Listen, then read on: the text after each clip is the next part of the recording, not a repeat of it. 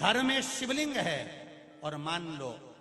घर में आपने रोज बाबा को जल चढ़ाया, रोज आपने पूजन करी, रोज आराधना करी, रोज शिव जी को जल समर्पित कर रहे हो, और मान लो बीच में रजो धर्म आ गया या आप कहीं चले गए और घर में कोई पूजन करने वाला नहीं है,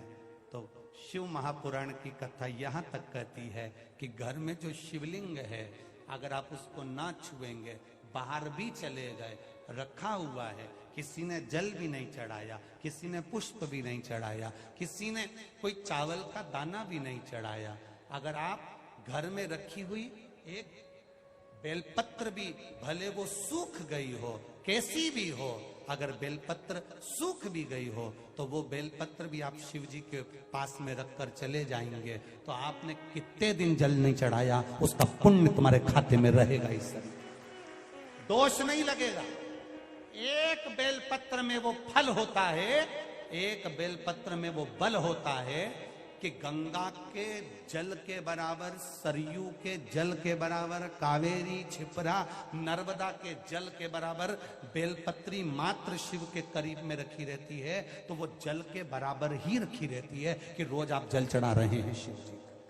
घर के लोगों से इतना तो कह सकते हो कि मुझे हाथ नहीं लगाना, मेरे को बाहर जाना है, तुम एक काम करो, ये बेलपत्री शिव जी के पास रख दो, मैंने यहां रखी है,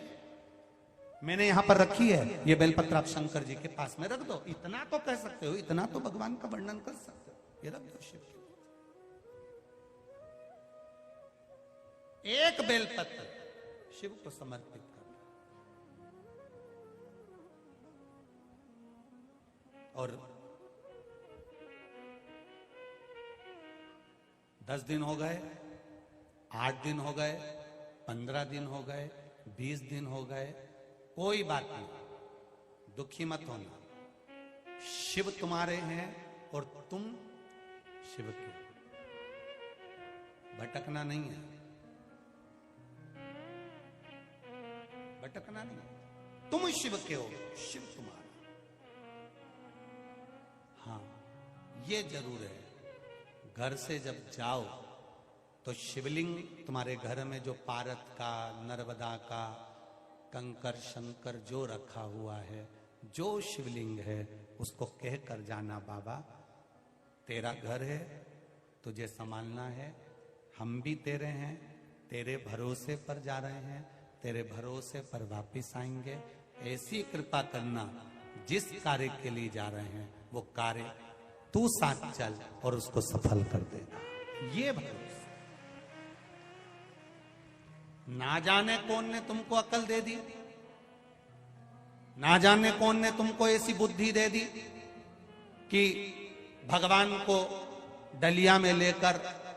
जहां जाओ भगवान को डलिया में लेकर जाओ, ये कौन ने अकल दी है, ये कौन ने बुद्धि दी तुमको, कौन ने कहा तुमसे कि तुम भगवान को डलिया में बिठाकर उनके धक्के खिलाओ, ना जाने कौन नारी कैसी, ना जाने कौन पुरुष कैसा, तुम्हारे हाथ झूठे हो रहे हैं, पात्र झूठे हो रहे हैं, ये अकल दी कौन ने तुमको कि इनको साथ में ले लेकर घूमो ना। वो घर का सेठ है, घर का मालिक है,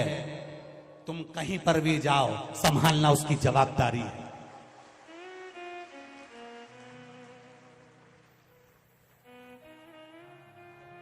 संभालना उसकी जवाबदारी है। शिवलिंग है घर में रखो, आप अगर घर से बाहर जा रहे हो, कहीं जा भी रहे हो, तो तुम्हारे घर में लड्डू गोपाल हैं, ठाकुर जी हैं, विराज रहे, उनके लिए एक डब्बी में मिश्री रख कर आओ, जैसे तुम कहीं जाती हो तो बच्चों के लिए कुछ रख कर आती हो, यहां आई हो तो रोटी बनाकर आई हो, पति के लिए टिफिन लगाकर आई हो, बच्चों का टिफिन लगाकर आई हो, कोई बच्चा वापिस आएगा स्कूल से तो क्या खाएगा उसके लिए डब्बे में रख के आई हो, तो उसी तरह घर के ठाकुर जी के लिए रख कर जाओ, मिश्री डब्बी में भर कर रखो, सामग्री रखो, थोड़ा झारी जी भर दो, जल भर दो, जल रख दो उनके पास में कि मैं लेट हो जाऊं तो तुम पाले। विश्वास जगाना है, ढोंग नहीं, प्रपंच नहीं,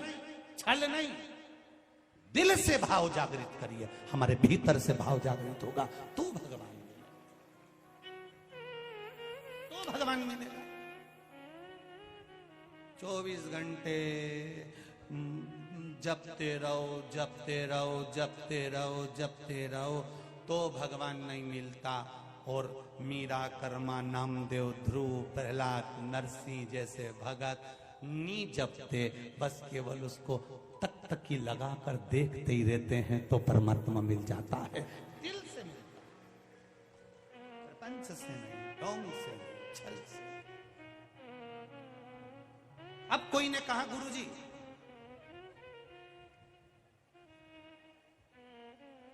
शंकर भगवान का स्मरण करना, घर में जो शिवलिंग है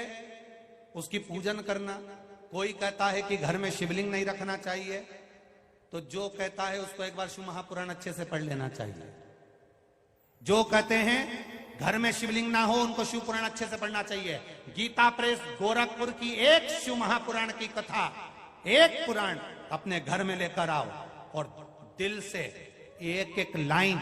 हम ये भी नहीं कहेंगे कि तुम संस्कृत में पढ़ो, तुम तो हिंदी पढ़ना जानते हो तो हिंदी में पढ़ो। धीरे धीरे एक एक लाइन को पढ़ना, समझना कि हमारी पुराण क्या कह रही है, इस पुराण के अंदर क्या क्या लिखा है, क्या हमको समझना पड़ेगा। कहीं सियोर वाला महाराज झूठ तो नहीं बोल रहा व्यासपीठ पे बैठकर। एक एक चीज पढ़ो। काली मिर्च चढ़ाने से क्या होता है, जल चढ़ाने से क्या होता है,